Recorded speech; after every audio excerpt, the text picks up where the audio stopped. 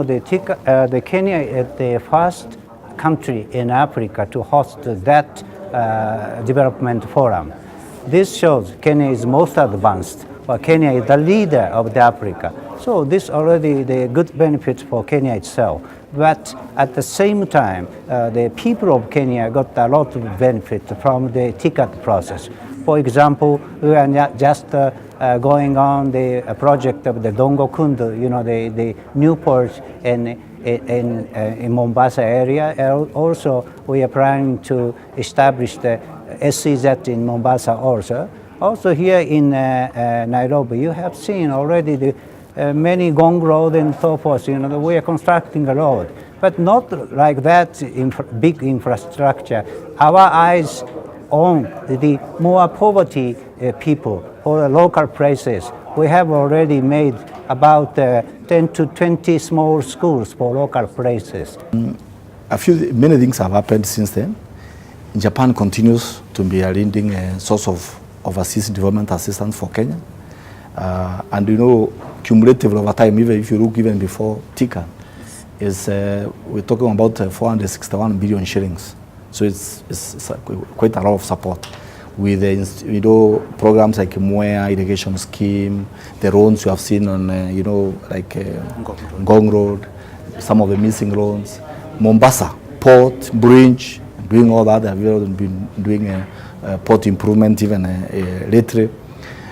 It's been a lot. And master plans, JICA, is really maybe one of an institution that has really distinguished itself in terms of preparing master plans and strategies to help various sectors, from Nairobi County to maybe sometimes water, industrialization. Now they have just finished one for Dongo Kundu, special economic zone. So there's a lot of support that goes into that kind of technical areas that you don't see like a tangible road or anything. I would just say that, first of all, I think the Japanese government must be commended for even conceptualizing the TICAD framework, of which, as you know, the United Nations Development Programme is a proud partner of. But what happened in 2016, which was hosted in Kenya, was really showing how Kenya can actually professionally host a meeting of this sort, bring African leaders together, and at the same time transact a business and a call to action. The Nairobi implementation plan was just fantastic, and now we are kind of halfway down there.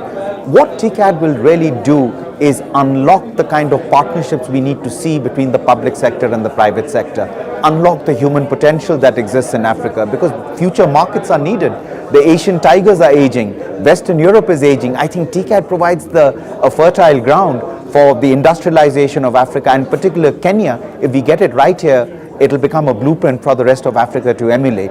And I think the Big Four gives us that direction, because the Big Four, if you look at the Big Four carefully, from universal health coverage to agriculture, food security, to affordable housing and manufacturing, if you look at it carefully, it cuts across all the sustainable development goals, the 17 goals, but above all, it reflects Vision 2030, or where Kenya wants to be by the time we come to 2030. Kenya's population will be about 65 million by 2030.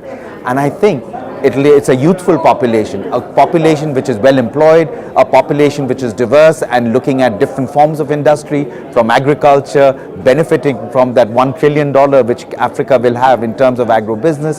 And the markets in the next 5 to 6 years in Africa is going to be, the consumer market is going to be $2.5 trillion.